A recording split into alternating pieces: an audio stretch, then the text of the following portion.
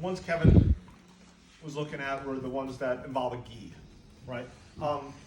This basic kind of opening thing is not going to be really effective without a gi because I don't have any grips on his torso, right? I can't really grab the clothing in no gi, right? I can put my hands here, but it's very easy for him to slip under my hands and put my hands on the mat.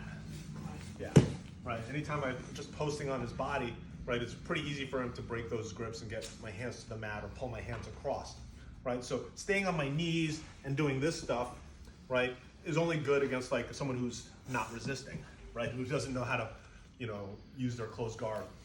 And it's just not safe if I don't have like a belt and gi top and pants to grab onto. The best thing for opening closed guard and no gi is just standing up, right? You got to stand up and just do that. You're going to be more mobile. Occasionally you're going to get knocked to your butt, but there's a big time lag between you falling on your butt and them getting on top of you and getting the points, right? You can almost always, against most guys, if you're comfortable, have a good base, you can get knocked to your butt and still recover and stay in the person's guard and not lose points, right? It's just, you gotta keep getting up and trying over and over again. And the safest place to put your hands are on the inside of the biceps or in the armpits, right? Because if I'm here on the inside of the armpits, right, when he tries to swim my hands out, it's a little harder. If he tries to pull my arm across for an arm bar or something, it's very hard to get my hand out of that position, right? So this is a fairly safe place to put your hands, or here on the biceps, right? So V grip in the armpit or on the bicep. Once you're there, you got to hop up to your feet. Like the stuff, again, with the gi, like I'm holding grips, I can step up one leg and then pivot and then turn and come up with the other leg. That's all great. But again, without the gi, you don't have time.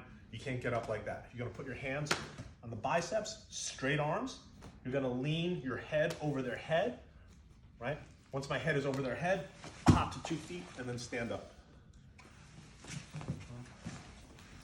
Right, so you're gonna be battling. You get in here. Once your hands are inside, here or here, right? Straighten your arms, lean your head over their head. That makes your feet light. Hop to your feet, and then posture up right away. Once you're postured up, pick a side, open the leg, drive the leg down, and staple the knee to the mat. And now you have a good passing position, and you can work on whatever you want to from there. Or potentially you could back out and start doing like Toriano stuff, right? So again, this is gonna be your best bet for trying to get out of a closed guard on anybody without a gi, right? Yeah, all this stuff, you're here trying to bring your knees to the middle. Like anytime I shift like this, all he's gonna do is just move back to the center, and I can't really stop him from doing that. Like, so I'm just gonna be burning a lot of fuel trying to shift my angle. It's not worth it. Plant, head over head, jump up, posture up, head over hips, right? Push the knee down below your knee and then put your knee down on top. Keep a hold of that knee until it's on the mat. And then from here, you can lock up the head and arm and then pass them by, or however you want to pass from there. Pretty basic, but yeah, it's money. It's very hard to keep somebody from standing up like that. Once they're up, you can swim in on the legs. The person might open their guard and start attacking, but it almost forces action, whereas most of the stuff you do on your knees forces stalling, right? The person just like, you try to move a little bit, they center back up, try to posture a little bit, they break their posture a little bit, just hop up to the feet, boom, open the knees, and you're out. Cool. You want to see that again, Kev? No, I'm good. All right. I have a question. Yes, sir. Yeah. Why are you going square and not at an angle when you stand up? Yeah. Same reason. Great question, right? So a lot of times people teach like get up here and here, but as soon as I get up, all he has to do, I can't stop him from centering himself. Like once I get postured up, if I'm staggered, right, here, all he has to do is just swing his body around and he's gonna be centered.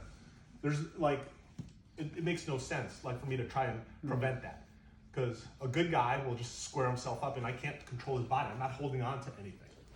So I might as well just get up and start working right away on what I need to do and not worry about him and what he's gonna do. He's gonna square up and circle and hook under my legs most likely. And there's ways to deal with that. So it's sort of like a race to beat him from hooking underneath. You don't have to race, you know he's gonna do it. But what happens is most people only half commit to posturing up. Ah, Right. I yell at like Tim about this a lot, and a bunch of people, like, they get here, and then they hang out here, and then they're resting their hands here, and there's no, yeah, and you're just wasting time here. Once you get your feet up, open the knees and just collapse back down, and you're good to go. So just get in the habit of doing that. Works great, and then we can deal with all the what ifs. They do this, what if they do that. But yeah, the whole jumping up and staggering like you're surfing, like this thing, like with a gi, like you might be able to hold them a little bit like that. Without the gi, their body just swings, and then they're back to dead center again.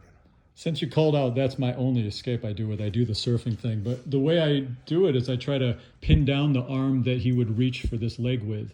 Like I put a hand on the bicep and a hand on the shoulder.